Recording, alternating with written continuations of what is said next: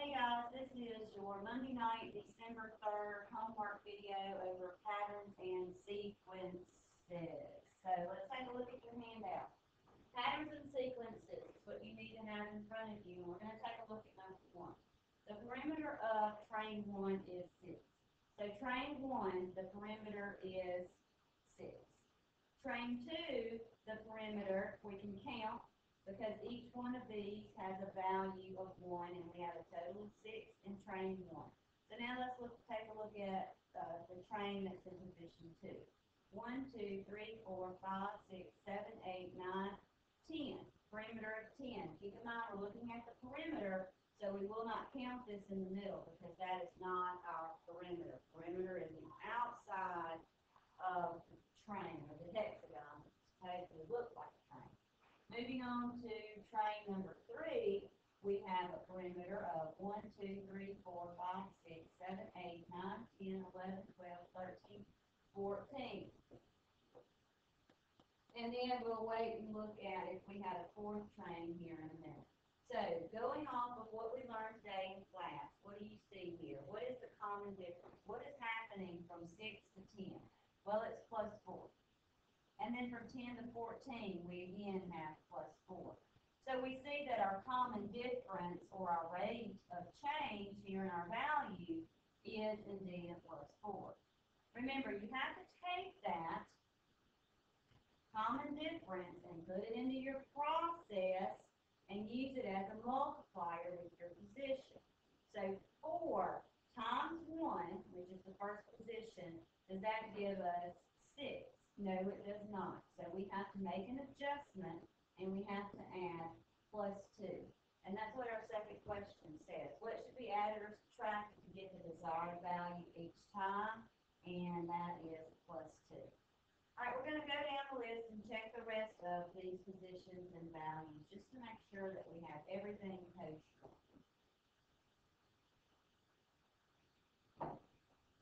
So we have our common difference of 4, our position of 2, and that gives us 8. So plus 2 does indeed give us 10. Then you go down to the 3rd train. We have 4 times 3 plus 2 gives us 14. Now it's going to be pretty simple to do the 4th one. We have 4 times 4 plus 2 gives us 18. Now if we were going to look for any number of trains, that would be our nth term, and that is one of your vocabulary words. So make sure you understand what the nth term means, any position. We would simply write as a rule 4 times n plus 2. Our question asks us what would be the value of the 8th term. So just like on the worksheet that we looked at today, for the 8th term, you would simply write 4 times n plus 2. Using order of operations to solve, we have 32 plus 2, which gives us 34 as our value. We have a second example here using pebbles. Pause the video and try to work this one out on your own and have it done when you come into class tomorrow. It's very similar as number 1. Number 2, you need to try to work on your own. You can pause the video now because I will not work it out at the end, so don't even try to. Moving on to the other side of your handout, extending sequences. We're going to use the pictorial model to complete the data in the table and graph. So our pictorial model gives us a square here, and it tells us that the square is 1 square unit. It gives us a half a square, which indeed makes a right triangle. I'll redraw it because it's kind of small to see. Here's my right triangle. That's not a perfect one, but it's good enough. So the written description here is that we have, so your written description, we have one right triangle, and if 1 whole square equals 1 square unit, and we put that in half, which that's a terrible half, we see that the area of that one right triangle is half of a square unit. Just bear with me and it'll all make sense. That's our figure number 1, and my area is a half. I'm not going to write area each time. I circled it up there for you to see. So figure number 2 has 2 right triangles. 2 right triangles. So the area of that is actually 1 because those 2 right triangles make a square. So we have 1 square unit. So we have an area for figure 2 of 1. Moving down to figure 3, we have a half plus a half plus a half. So that gives us 3 right triangles. We have an area of 1 1/2 square units. So moving over to our area, it's 1 1/2. Figure 4. Half is 1, half is 2. So when we have 4 right triangles, we have an area of 2 square units. Do not get caught up in this geometry and saying you're confused. Look at it slowly. We're looking at patterns and sequences. And do not get caught up and frustrated because you don't understand that area thing. We'll talk more about it later. Recognizing the pattern and the sequence is more important. All right, so now let's take back a look at our table and remember what we do in finding our rule. The first thing is recognizing the common difference. So how do you get from a half to 1? Well, plus a half. How do you get from 1 to 1 1/2? Plus another half. How do you get from a half to 2? Plus a half. So we take that common difference into our process and we multiply it by the position number. So a half times 1, does that give us a half? Yes, it does. So we do not need to make an adjustment here. We do not need to add or subtract anything because it does give us the half. Let's check the rest of them and make sure they work. We take our common difference of a half and multiply it by the position number.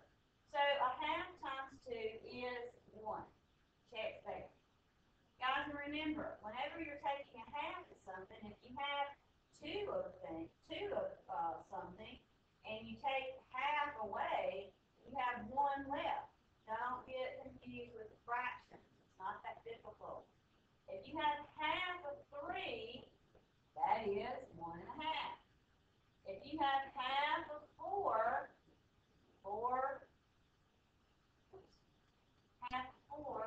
that does give you 2. So our rule, if we were to look for any position, your rule would be half of n, which is any position that you are looking for. All right, a written description of this, there are n number of right triangles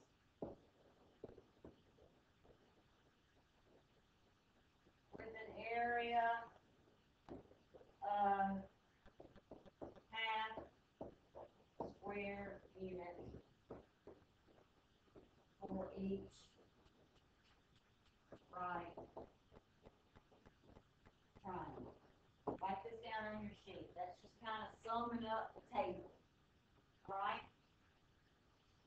Moving down to the rule, we already established the rule in our table, so we're just going to rewrite the rule. It's a half times n. Just keep in mind that n is your position number.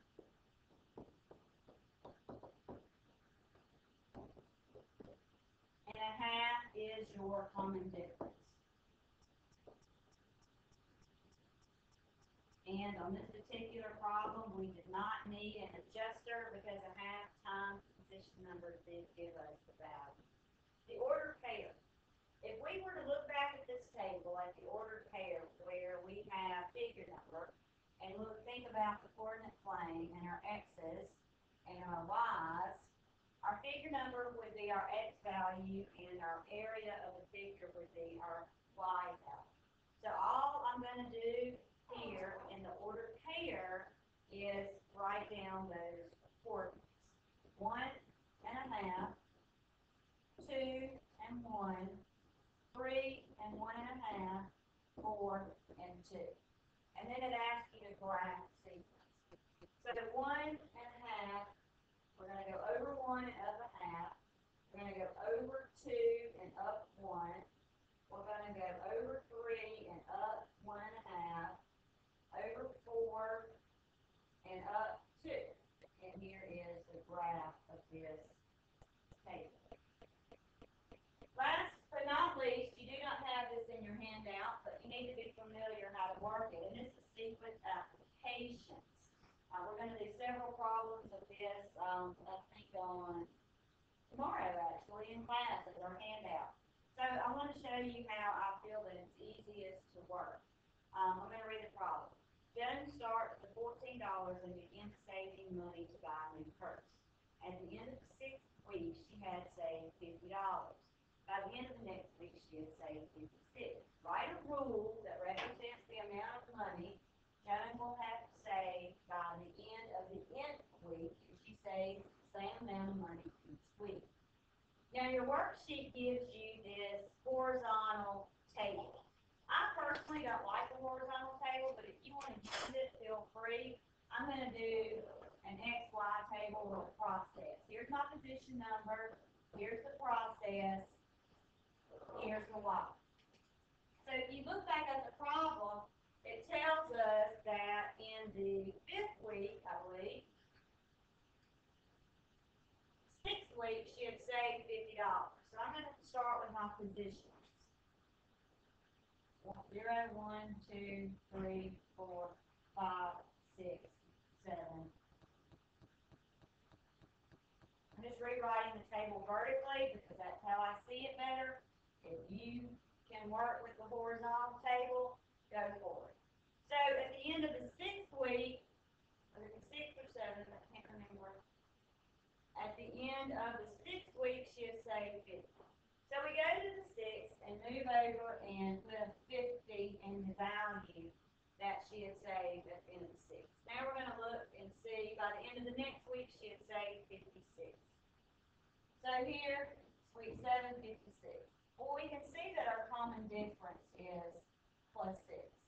Now we just have to back it up and see what the other weeks are. So at week 5, if our common difference is plus 6, we're going to back it up, and this is 54.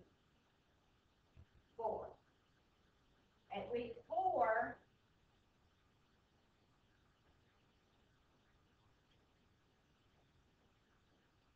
it's 44.